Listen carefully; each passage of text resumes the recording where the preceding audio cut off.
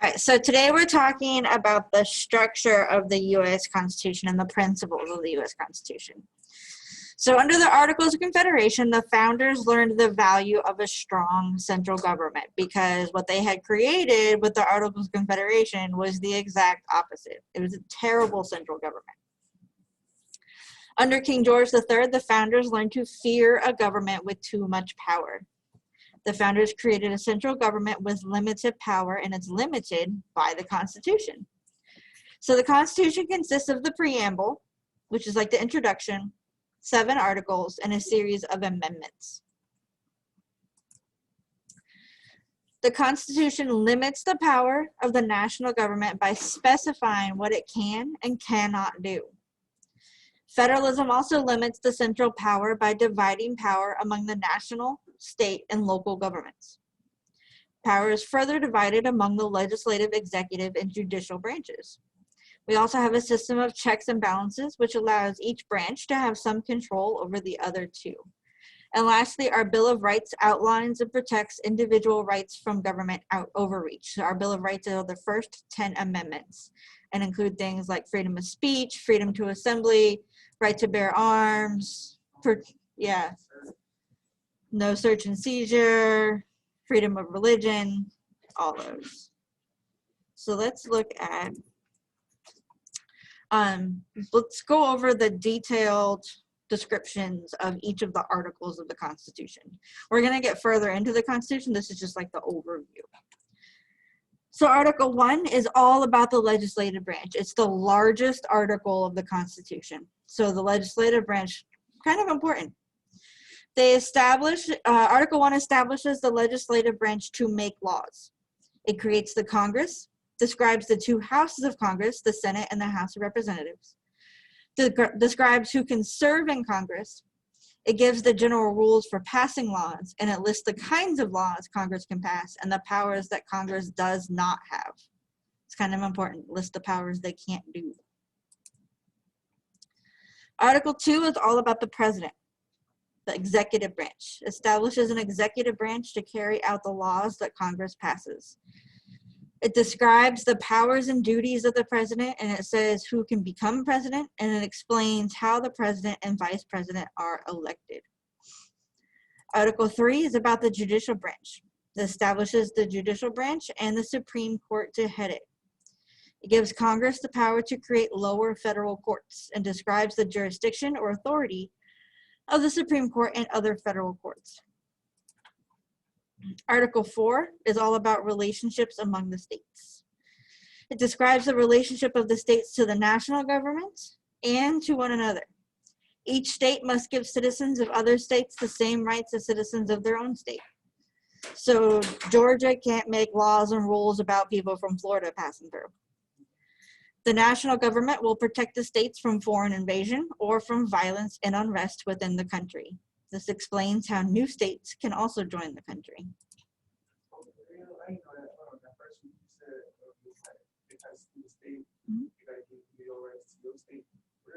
Not like,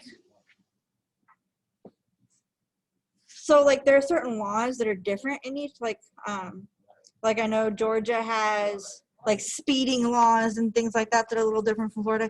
You have to ascribe to those laws, but like freedom of speech, like freedom of religion, Georgia has to match those with Florida. Article 5 explains the amendment process and how the Constitution can be amended or changed. Article 6 contains the Supremacy Clause. The Constitution, federal laws, and treaties shall be the supreme law of the land. And then Article 7 talks about the ratification of the Constitution, which says it would go into effect as soon as 9 states approved it. So now I have the short little fun video that kind of goes a little bit over, actually a lot over what I just told you. So a little review. Principles of the Constitution. The framers of the Constitution had philosophical ideas of how this government should function. These principles can be found throughout the Constitution. Separation of powers. The framers were petrified of a government having too much power. We can't have one person or group having ultimate power, creating a corrupt government, making unjust laws, being cop, judge, jury, executioner. That would be completely dangerous. It's okay. Founding fathers had our backs. The framers separated power to prevent tyranny. The Constitution creates 3 branches of government. The legislative branch creates laws. The executive branch enforces laws. The judicial branch interprets laws. The 3 branches of government are still powerful. We don't want them getting too powerful. We need to be put in check. Exactly. Constitutional kryptonite. Checks and balances. Each branch of government can check the power of the other 2 branches. You better check yourself before you wreck yourself.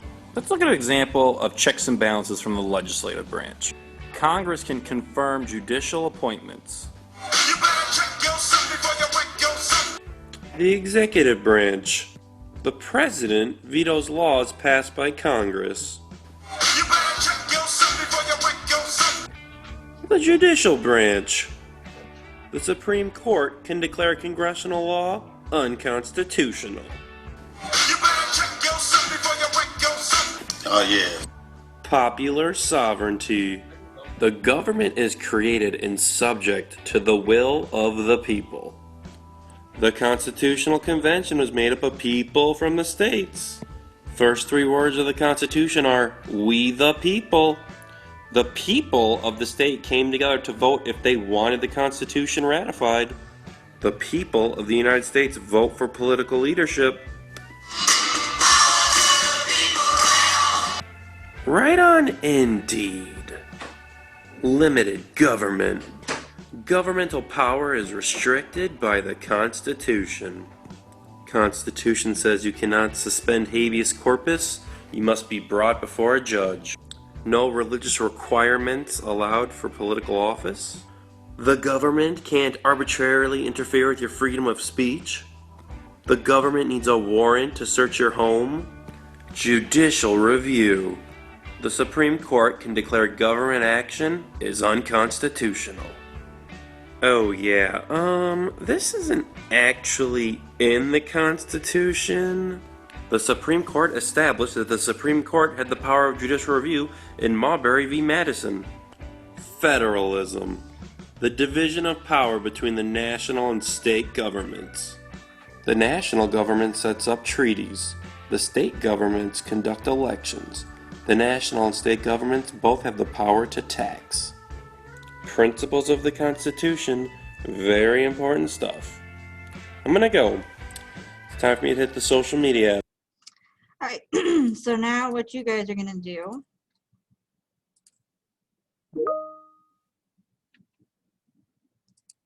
is